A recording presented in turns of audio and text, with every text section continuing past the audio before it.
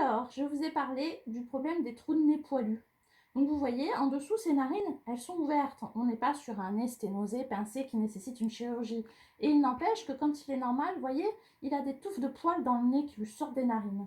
Donc, la facilité, la solution, c'est pas la facilité pour lui, la facilité de respirer, parce que quand il va avoir les larmes qui vont partir dans les canaux lacrymaux jusque dans le nez, ces gouttelettes, ces larmes vont rester accrochées au poil et vont le faire gonfler euh, et vont le gêner pour respirer, alors que structurellement, il n'a pas de gêne, il n'y a pas de morceau de chair qui écrase son nez, il n'a pas de gêne pour respirer, mais ces poils créent une barrière et vont le gêner, provoquer des petits ronflements, des petits éternuements, pour se libérer justement de ce qui va s'accumuler dans le nez.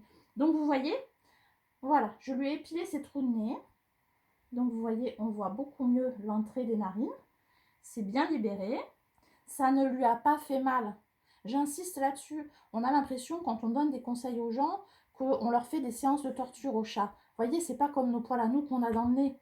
Hein, c'est pas du tout la même chose, c'est pas douloureux pour eux. Et en revanche, ça leur apporte un vrai confort au niveau respiratoire parce qu'ils n'ont pas ces poils qui retiennent les impuretés et les larmes et qui créent des croûtes ou des bouchons à l'entrée des narines et qui les empêchent de respirer convenablement.